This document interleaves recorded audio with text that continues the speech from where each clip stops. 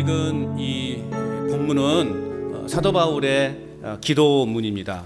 에베소서에 보면 바울의 기도가 두 번 나오게 되는데요.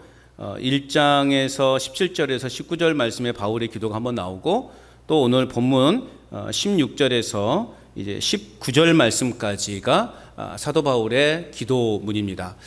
특별히 어떤 분은 이 16절에서 이제 19절 말씀을 가지고요, 매번 기도할 때마다 이 기도문을 한다고 그래요.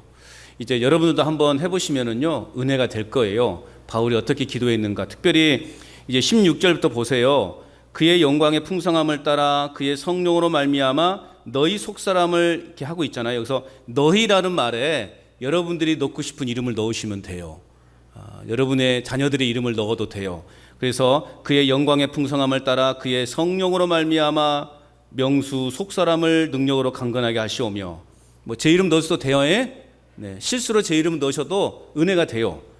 믿음으로 말미암아 그리스도께서 명수 마음에 계시게 하시옵고, 명수가 사랑 가운데 뿌리가 박히고 터가 굳어져서 능히 모든 성도와 함께 지식에 넘치는 그리스도의 사랑을 알고 그 너비와 길이와 높이와 깊이가 어떠함을 깨달아 하나님의 모든 충만하신 것으로 명수에게 충만하게 하시기를 구하노라. 아멘. 은혜가 됩니까, 안 됩니까? 나 기도할 줄 몰라요 하신 분들은요, 이것만 가지고 기도하셔도요 충분합니다. 여러분들의 자녀들의 이름을 넣어서 한번 기도해 보셔요. 여러분이 넣고 싶으신 이름들을 넣어서 한번 기도해 보시라고. 이번 한 주간 숙제입니다. 숙제라고요. 네, 다음 주에 검사해 볼 겁니다. 몇 번 했는지, 누구누구 이름을 넣어서 했는지. 그래서 여러분, 어떤 목사님은 이 말씀을 외워가지고요, 매번 기도할 때마다 성도님들의 이름을 넣어서, 그래서 저도 마음을 바꿔서 여기다가 우리 성도님들의 이름을 넣어서 기도하면 은혜가 되겠구나. 저 이름을 좀 넣어주세요. 네, 우리 같이 한번 기도해 보시자고요. 네, 달리 기도할 내용이, 어떻게 기도할, 매번 반복되는 기도의 내용이 너무 식상하잖아요. 여러분들이 이런 기도의 제목을, 바울의 이 기도문을 가지고 한번 여러분 기도 훈련을 해 보시기 바랍니다. 분명 여러분의 인생에 신앙에 큰 도움이 될 줄로 믿습니다. 자, 사람마다 기도하는 자세가 있습니다. 또 기도하는 방식이요, 다 달라요. 사람마다. 그것을 누가 옳다 틀리다 이렇게 말할 수 없어요. 딱히 정해놓은 것은 없지만, 그래도 어쨌든 우리는 교회 분위기에 따라서 또 이 목회자의 목회에 맞는 그러한 기도 자세와 또 기도의 방식을 따르는 것이 교회 공동체를 위해서는요 참 좋습니다. 저는 개인적으로 물론 저 다 수용을 합니다. 이렇게 뜨겁게 기도하는 것도 수용을 하고, 또 잠잠히 기도하는 것도 또 다 이렇게 좋습니다. 저는 특별히 이제 잠잠히 기도하는 걸 무엇보다 좋아해요. 그러나 여러분, 주여 삼창할 때는 주여 삼창합니다. 우리가 이제 우리 교회는 심야 기도회가 없기 때문에 그렇게 하지는 못하지만, 그래서 일부러 수요일 날 수요 예배 때 한 10분에서 15분 정도를 기도 시간을 드린 거 아닙니까? 그때는 마음껏 통성으로 기도하셔도 되는 시간입니다. 그리고 이제 새벽 기도회는, 저는 가급적이면 새벽 기도회는 하나님의 그러한 그 음성을 좀 듣는, 그래서 좀 가급적이면 새벽 기도회는 잠잠히 기도하는 스타일입니다. 이거 정해진 것은 아니에요. 그러나 우리가 이렇게 교회의 어떤 흐름이 이렇다라는 것을 우리가 알고 그 공동체에 또 이렇게 함께 하게 되면 건강하게 되겠죠. 제가 잘 아는 이제 선교사님 사모님이요, 이제 안식년을 맞이해서 이제 한국을 들어오셔가지고 집 근처에 있는 교회를 새벽에 나갔어요. 근데 이 사모님은 좀 이렇게 열성적인 분이셔요. 그래서 기도할 때도 막 강하게 기도하시는 분이어야 돼요.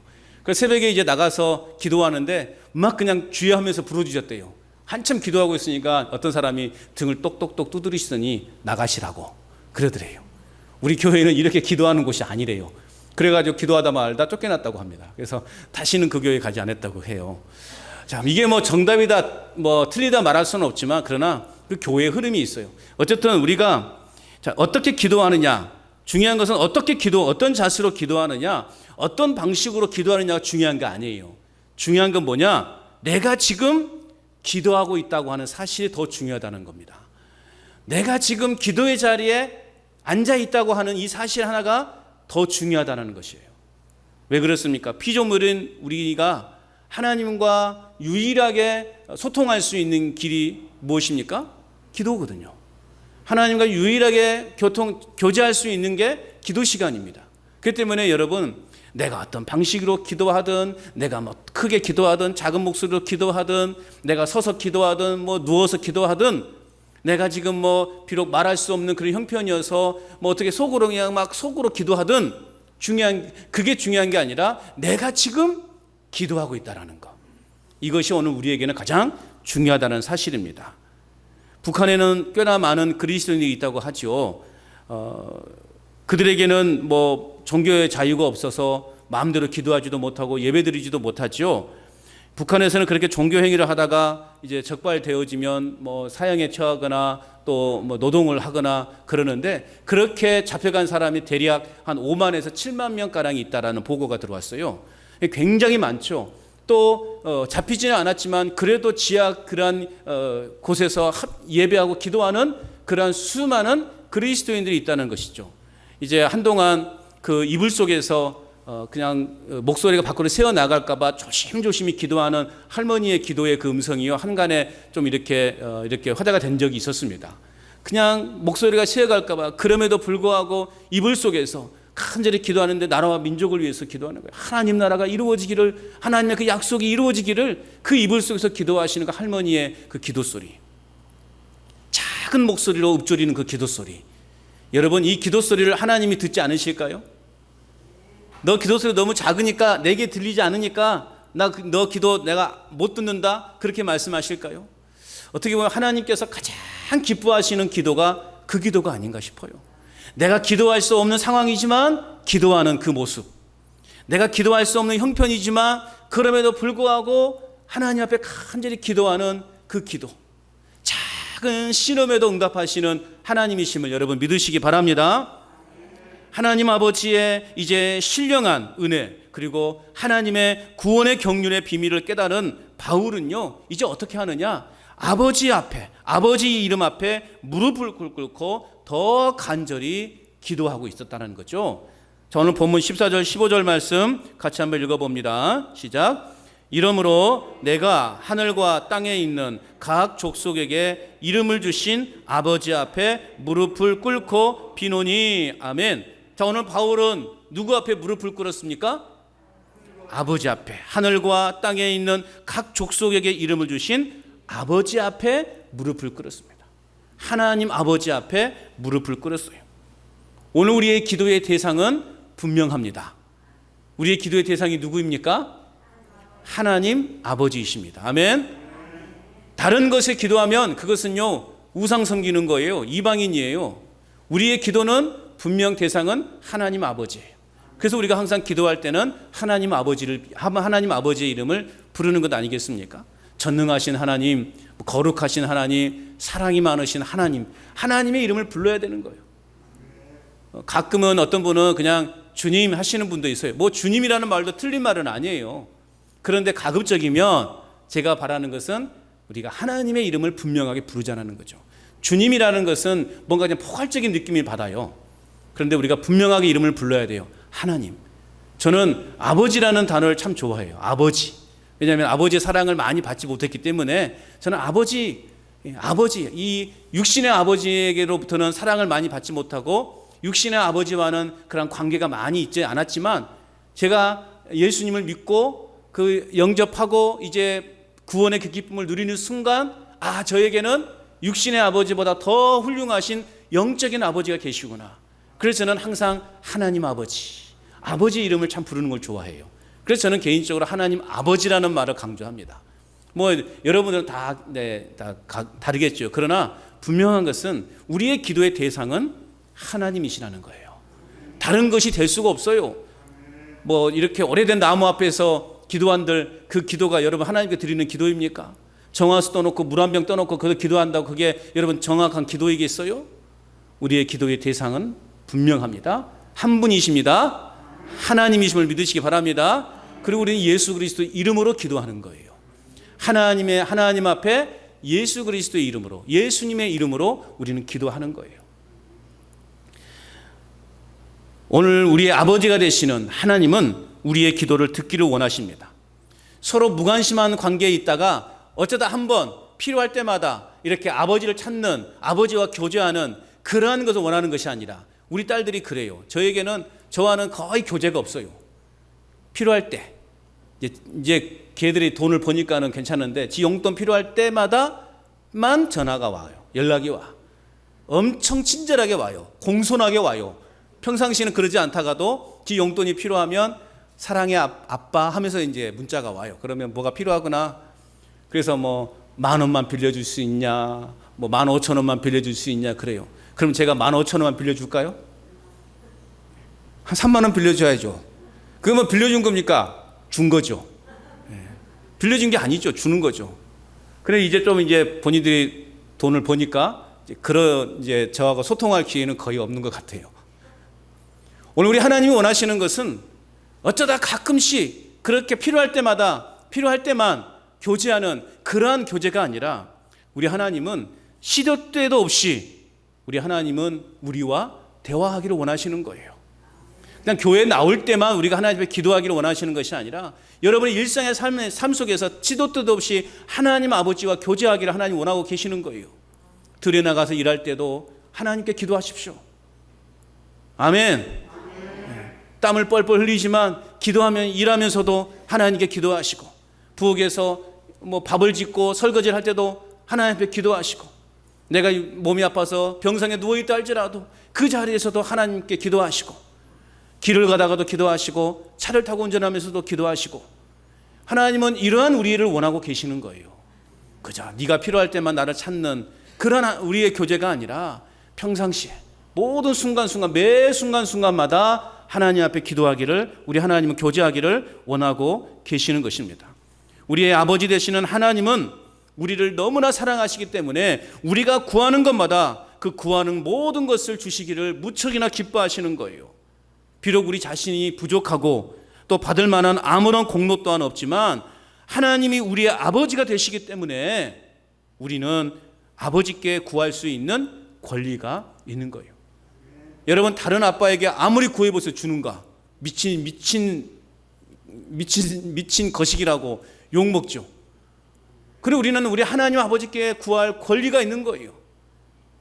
육신의 자녀들도 필요하면 돈을 달라고 하는데, 또 옷이 필요하면 옷을 사달라고 하는데, 그러면 우리는 부모들은 어떻습니까? 맡겨둔 것도 아닌데 맡겨둔 것보다 더 많은 것을 우리는 부모에게 당당하게 달라고 우리 자녀들은 요구하는 것 아니겠습니까? 예수님께서도 말씀하셨어요. 아들이 빵을 달라고 하는데 돌을 줄 부모가 어디 있느냐?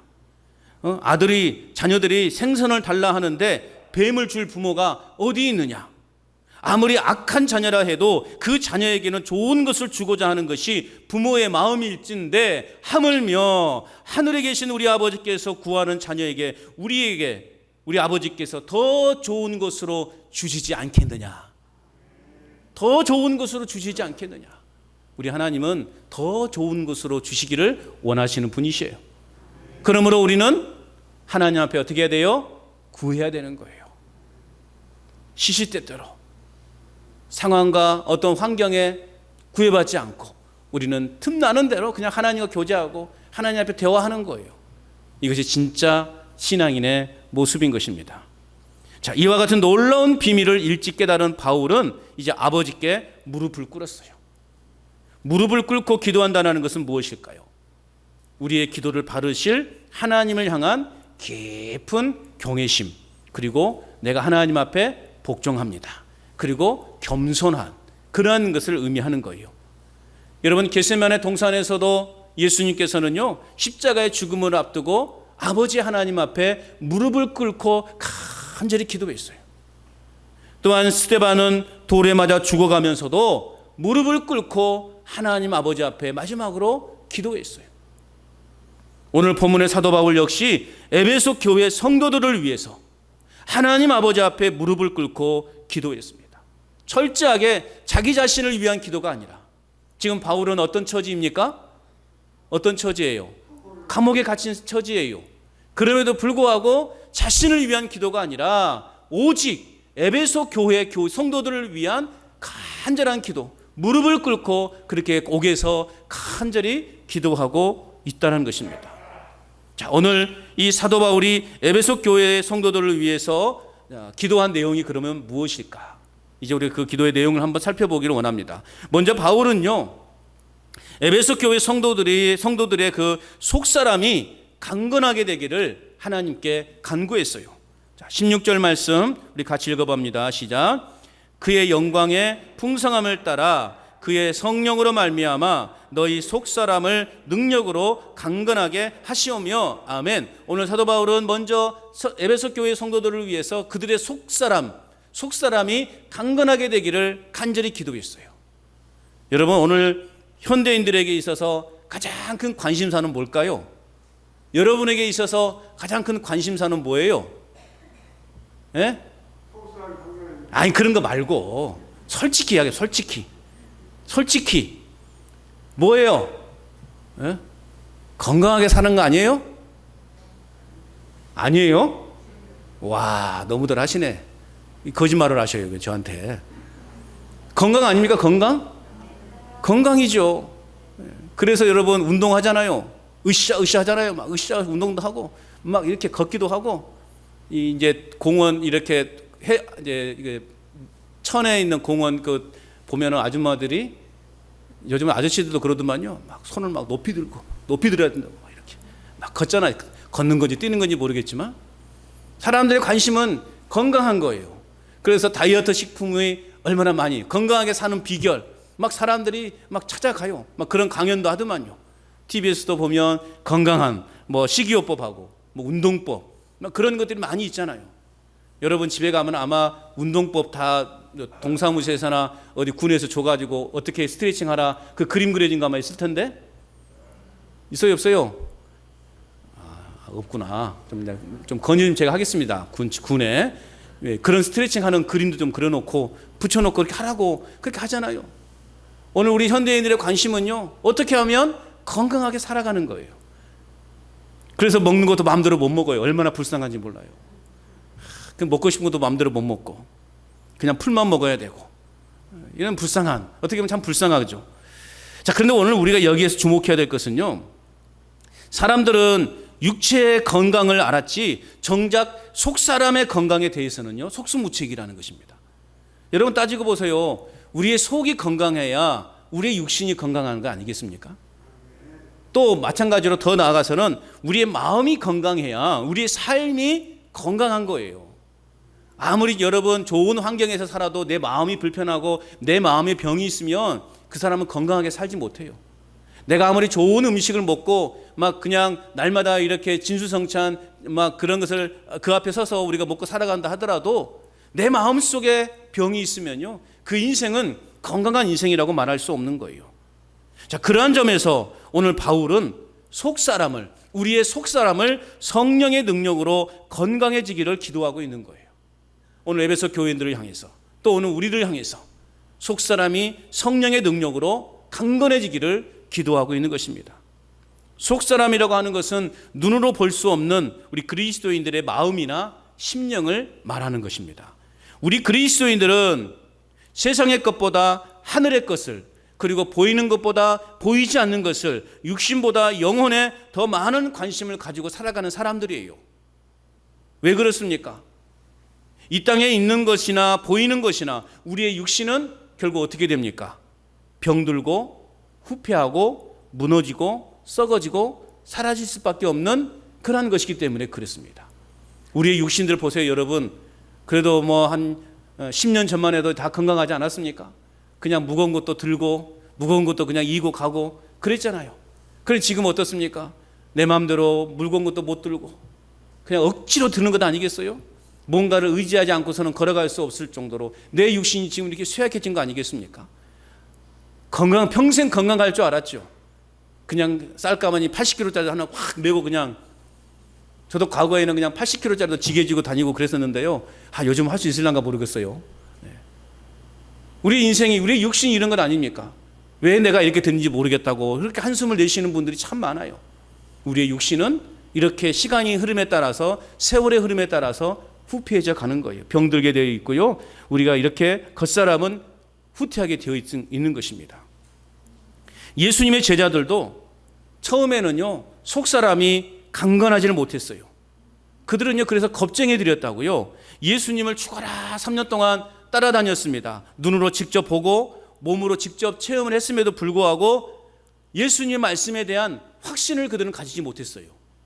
그런데 이러한 겁쟁이들, 이러한 비겁한 자들에게 하나님의 영광의 풍성함이 각각의 심령에 비춰지게 될 때, 그리고 성령 충만함을 입을 때 그들은 대적들 앞에서 당당하게 예수 그리스도의 부활을 증거하는 자가 될 수 있었습니다. 심지어는 채찍에 맞으면서도 또 죽음의 그 순간에도 그들은 예수 그리스도의 그 부활의 기쁨을 당당하게 전할 수 있었던 것이죠. 무엇이 이들로 하여금 이런 변화된 삶을 살아갈 수 있도록 하셨는가? 바로 부활하신 예수님을 경험했고 오순절에 충만하게 임한 그 성령의 체험을 통해서 이들은 이제 겁쟁이에서 당당한 그리스도인으로 예수님의 제자로 변화될 수 있었던 것입니다. 여러분, 성령 충만하셔서 여러분의 속사람이 강건해지기를 축복합니다. 우리의 마음이 강건해질 때 우리 육신도 건강해지는 거예요. 비록 내 몸은 지금 걷는 것도 불편하고 드는 것도 불편하고 그렇지만, 그러나 여러분, 눈에 보이는 것이 다가 아니라는 거예요. 오늘 우리도 이러한 영광의 풍성함을 따라 성령의 능력이 우리 안에 임하시기를 주님의 이름으로 축복합니다. 우리의 속사람이 강건해질 때 우리는 복음의 진리를 담대하게 전할 수 있는 거예요. 모든 고난과 역경을 견딜 수 있고 오래 참을 수 있는 힘을 얻게 되는 것입니다. 그리고 무엇보다 죄의 유혹을 이길 수 있고, 때로는 핍박이 있고 조롱이 있고 억압의 그 고통 가운데서도 우리는 믿음을 굳게 지킬 수 있게 되는 것입니다. 여러분, 여러분의 속사람이 강건해지기를 간절히 기도합니다. 또한 바울은 에베소 교회 성도들의 사랑 가운데서 뿌리가 박히고 터가 굳어지기를 무릎을 꿇고 기도했어요. 17절 말씀 같이 읽어봅니다. 시작. 믿음으로 말미암아 그리스도께서 너희 마음에 계시게 하시옵고 너희가 사랑 가운데서 뿌리가 박히고 터가 굳어져서, 너희 마음에 계시게 하시옵고라고 이런 표현은요, 그냥 일시적으로 체류하다는 의미가 아니에요. 이 말씀의 의미는 한 곳에 정착하여 영구적으로 거주하는 것을 의미하는 것입니다. 무엇을 말하는 것인가? 바로 주님은 이처럼 우리 안에 영원히 계시기를 원하신다는 거죠. 자, 그렇다면 그 우리 주님을 우리 마음속에, 우리의 심령 속에 영원히 모셔드리기 위해서 필요한 것이 뭐냐? 그것이 바로 믿음이라는 거예요. 믿음이 있어야만 우리는 예수 그리스도를 내 안에 영원히 모실 수 있는 거예요. 이러한 믿음은 우리가 예수 그리스도를 나의 주로, 내 삶의 주인으로, 나의 구원자로 믿고 인정할 때 우리는 그러한 믿음이 생겨나는 것입니다. 여러분, 예수 그리스도를 여러분의 나의 주로 믿으십니까? 예수 그리스도를 내 삶의 주인으로 인정하십니까? 예수 그리스도가 나의 구원자이심을 믿으십니까? 그럼 여러분에게는 이제 그런 믿음이 생긴 거예요. 그래서 여러분 안에 이제 누가 계시는 거예요? 예수님이 계시는 거예요. 세상의 욕심과 교만과 세상의 어떤 음행이 우리 안에 거하는 것이 아니라 이제는 우리 안에 예수님이 계시는 거예요. 그 예수님이 한번 모셔드린 예수님은 영원히 우리 안에 함께 하시는 거예요. 이처럼 성령으로 속사람이 강건하게 되고 예수 그리스도가 우리의 마음속에 거주하시면 그 결과가 어떤 결과가 나타나느냐? 오늘 17절에 말씀하고 있는 것처럼 사랑 안에 뿌리가 박히고 터가 굳어져 견고한 삶을 살아갈 수 있게 되는 것입니다. 예수님이 내 안에 계시기 때문에 우리는 세상 그 어떤 풍파 속에서도 흔들리지 않는 믿음의 삶을 살아갈 수 있는 거예요. 오늘 본문에 기록된 사랑, 17절에 기록된 사랑, 이 사랑이 바로 에베소 교회 성도들이 뿌리를 내리고 자라가는 토양인 거예요. 동시에 우리의 삶이 견고하게 세워지도록 하는 반석이 되는 거예요. 하나님의 사랑이 우리를 살리셨습니다. 믿으십니까? 하나님이 우리를 사랑하시니 우리를 죄와 사망에서 건져주신 거예요. 하나님이 우리를 사랑하심의 그 결정적인 그 표현이, 그 증거가 바로 예수 그리스도께 십자가에서 죽으신 것 아니겠습니까? 내가 너희를 얼마나 사랑하는지 내가 보여주겠다. 그 증거로 예수님을 보내주셨고 예수 그리스도께서 십자가에 죽으심으로 우리에게 영생의 삶을 허락하신 거예요. 이 사랑은 결코 변하지 않고 흔들리지 않는 사랑입니다. 우리의 신앙이 성숙하고 건강하게 성장하기 위해서는 바로 우리가 이 그리스도의 사랑 안에 뿌리가 제대로 박혀 있어야 되는 거예요. 우리의 믿음이 그리스도의 사랑 안에 제대로 뿌리가 박혀 내려야만이 여러분 우리는 흔들리지 않고 건강한 믿음을 유지할 수 있는 거예요. 시편 1편의 말씀에 보면 시냇가에 심은 나무가 철을 따라 열매를 맺으며 그 잎사귀가 마르지 아니함 같다라고 그렇게 말씀하고 있죠. 자, 시냇가에 심은 나무가 철을 따라 열매를 맺고 그 잎사귀가 언제나 푸르름을 보이는 이유는 뭐예요? 그 나무의 뿌리가 어디에? 땅속 물줄기에 든든히 박혀 있기 때문에, 물줄기에 든든히 박혀 있기 때문에 그 나무는 언제나 푸르름을 자랑하고 때에 따라 열매를 맺히는 거예요. 그런데 그 뿌리가 물줄기에 박히지 않고 다른 바위 틈에 박혀 있다 그러면 어떻게 되겠어요? 또 그 뿌리가 자라지 않는다면 어떻게 되겠어요? 그 나무는 곧 말라 죽게 될 거예요. 뿌리가 그렇게 깊이 박혀 있으면 가뭄이 와도 그 나무는 결코 마르지 않습니다. 태풍이 몰아쳐도 그 나무는 결코 쓰러지지 않습니다. 오늘 바울은 이 에베소 교회에 임하는 그 하나님의 사랑이 바로 너희로 하여금 그렇게 강건하게 할 수 있었다라고 그렇게 증거하고 있는 거예요. 그런데요, 요한계시록 2장에 보면 이제 소아시아 7교회를 향한 하나님 메시지가 선포되죠. 2장 4절에 보면 이 에베소 교회를 향해서 하나님이 책망하십니다. 뭘 책망하십니까? 이 에베소 교회에 책망할 것이 하나 있는데 그 책망할 내용이 뭐냐? 너희 처음 사랑을 버린 것에 대해서. 이 사랑, 우리의 삶을 완전하게 하고 견고하게 하고 흔들리지 않게 하는 이 사랑을 버린 것에 대해서 하나님은요 책망하고 있는 것입니다. 사랑을 버렸다는 것은 뭐예요? 하나님과 관계없는 삶, 하나님을 멀리하는 삶을 살게 되었다는 것입니다. 여러분, 우리 예수님이 우리의 삶의 만세 반석되심을 믿으시기 바랍니다. 우리의 믿음의 뿌리를 주님의 사랑에 받고 우리의 심령의 집을 그리스도의 반석 위에 세워질 때 우리에게 환난의 폭우가 쏟아지고 또 역경의 폭풍이 부딪혀와도 흔들리지 않고 무너지지 않는 그러한 믿음을 우리는 그런 믿음의 삶을 살아갈 수 있는 것입니다.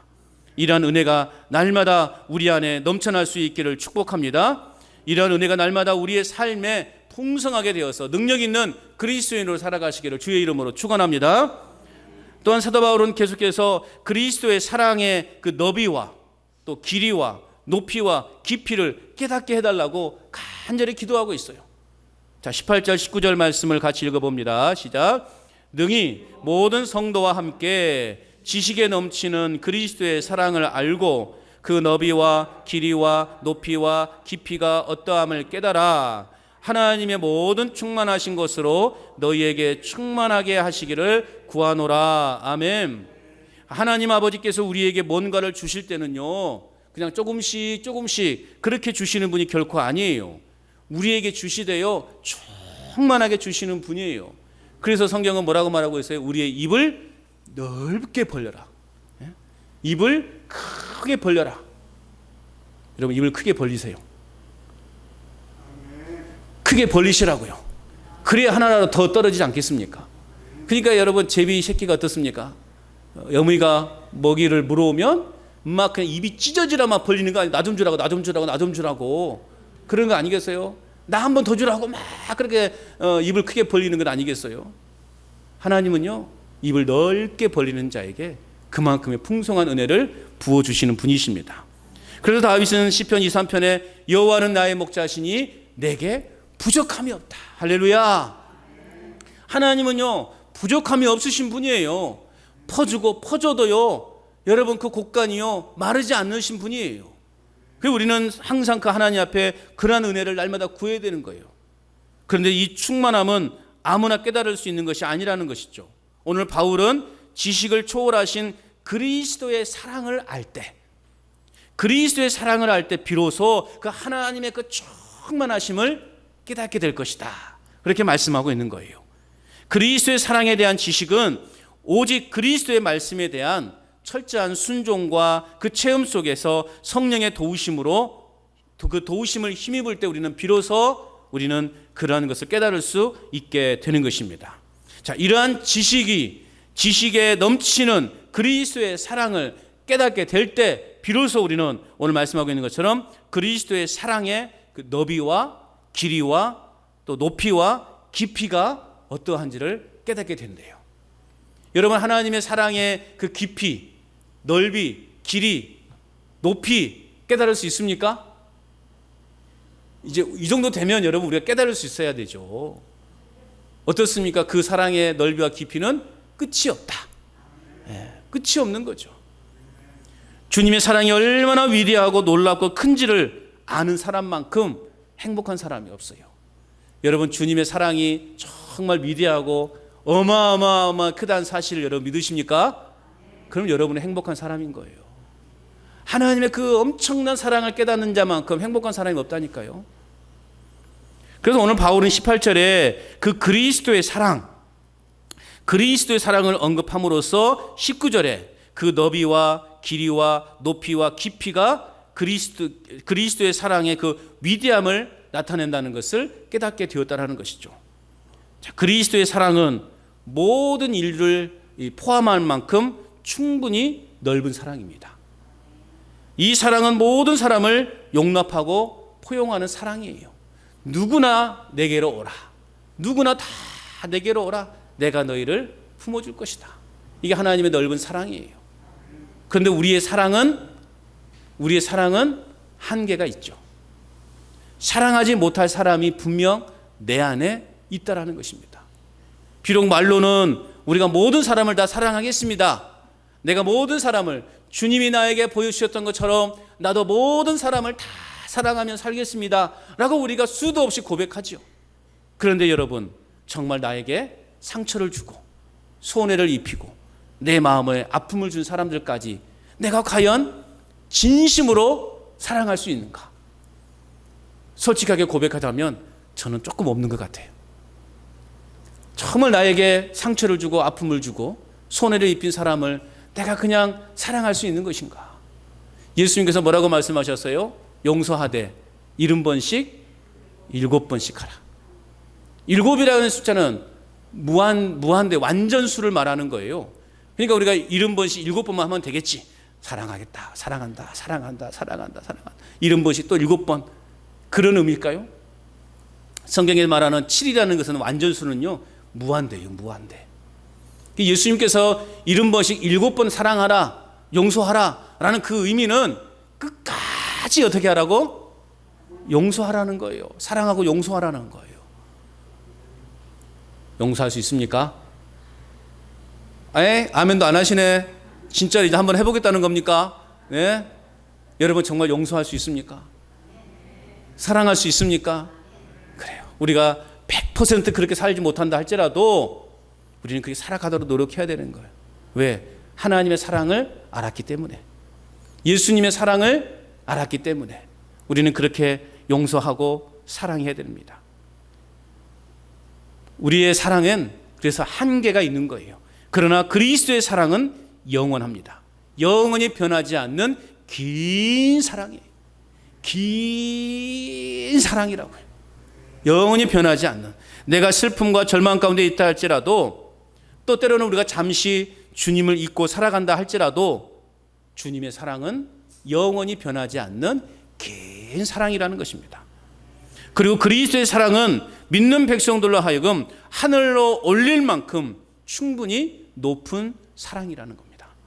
우리가 힘들고 어렵고 가파른 인생길을 걷는다 할지라도 여러분, 우리는 그럴 때마다 주님이 달리신 그 높이 달리신 그 주님의 십자가를 바라보면서 우리는 위로와 새 힘을 얻는 것입니다. 또한 그리스도의 사랑은 타락한 죄인까지도 도달하여 변화시킬 수 있을 만큼 충분히 깊은 사랑이에요. 저 스오레까지, 지옥에까지 내려가서 하나님은 건져내 주시는 그러한 깊은 사랑. 이런 사랑을 아는 자가 진정 행복한 사람입니다.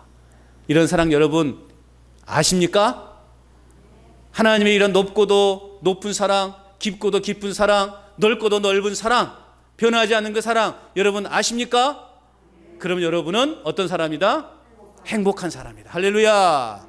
나는 행복하다. 시작. 나는 행복하다. 나는 행복하다. 나는 행복하다. 아멘. 항상 3세판이요. 3세판.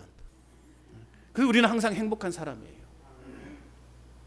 우리의 지식을 뛰어넘는 그리스도의 사랑의 넓이와 길이와 높이와 깊이를 깨달아서 하나님의 충만하신 은혜가 날마다 우리의 삶 속에 가득 넘쳐나는 삶이 되시기를 주의 이름으로 축복합니다. 이제 바울은 에베소 교회 성도들을 위해 이렇게 간절하고 담대한 간구를 한 후에 이제 감동적인 영광송으로 자신의 기도를 마무리하고 있어요. 20절 말씀 같이 읽어봅니다. 시작. 우리 가운데 역사하시는 능력대로 우리가 구하거나 생각하는 모든 것에 더 넘치도록 능히 하실 이에게. 자, 우리가 믿는 하나님은 우리가 구하거나 생각하는 것 이상으로 더욱 넘치게 채워주실 수 있는 분이라는 것입니다.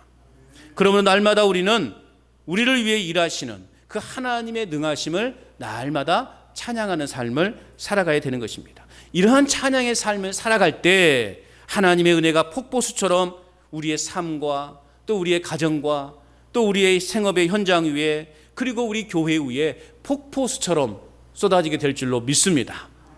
또 21절 읽어봅시다. 시작. 교회 안에서와 그리스도 예수 안에서 영광이 대대로 영원 무궁하기를 원하노라. 아멘. 자, 하나님께서는 그리스도를 통하여 자신의 영광을 계시하셨고 교회는 그 하나님의 영광이 나타나는 곳이 되어야 한다는 것입니다. 우리 교회의 존재 이유가 뭐냐? 우리 교회가 왜 존재하고 있느냐? 매번 말씀을 드리는 것이지만 바로 하나님의 영광의 임재가 있고 하나님의 영광을 드러내기 위해서 우리 교회가 존재한다는 것입니다. 오늘날 교회가 이러한 본질을 잃어버렸기 때문에 세상 사람들로부터 손가락질을 당하는 것이고 세상으로부터 비난을 받게 되는 거예요. 하나님의 영광이 사라지는 교회는 교회가 아니에요. 하나님의 영광이 떠나는 교회는 그저 건물에 불과해요. 끝까지 변질되지 않고 교회로서의 본질을 잘 지켜나가는 교회가 되도록 우리 모두가 함께 노력하고 또 함께 기도하는 저와 여러분이 되어야 할 줄로 믿습니다. 끝으로 교회 안에서와 그리스도 안에서 하나님이 영원히 영광 받으시기를 기도하면서 아멘으로 영광송을 이제 마무리하고 있습니다. 여러분, 아멘이란 말이 무슨 말이에요? 왜 여러분은 아멘 하셔요? 아멘이라는 말은 진실로 그렇습니다, 과연 그러하다, 그대로 될 것을 믿습니다 라는 거죠. 우리가 말씀을 읽거나 또 말씀을 접할 때 그 말씀에 저 역시 공감합니다, 그 말씀대로 살아가겠습니다 라는 의미로 우리는 뭐예요? 아멘 하는 거예요. 여러분이 아멘 했다 그러면 어떻게 해야 됩니까? 책임을 져야 되는 거예요. 책임을 져야 되는 거예요. 내가 아멘 했으니 그 말씀대로 내가 살아가도록 노력해야 되는 것입니다. 여러분, 하나님의 은혜로 충만하기를 힘써 간구하는 우리 모두가 될 수 있기를 바랍니다. 하나님의 은혜가 내 삶에 내 안에 충만함으로 우리의 속사람이 강건해지고 또 믿음으로 사랑 가운데 뿌리가 박히고 터가 굳어지는 삶을 살아가도록 우리가 힘써 노력하고 기도하는 저와 여러분이 될 수 있기를 바랍니다. 그리고 지식에 넘치는 그리스도의 사랑을 알아 그리스도의 사랑의 너비와 길이와 높이와 깊이를 날마다 우리의 삶 속에서 경험하는 삶을 살아갈 수 있기를 바랍니다. 그러므로 우리의 생활과 삶 전체에서 흘러나오는 승리의 찬양이 날마다 우리의 입술에서 멈추지 않고 그 승리의 찬송이, 그 승리의 영광이 우리 교회를 통해서 널리 전파되어지는 그런 능력의 삶을 살아가시기를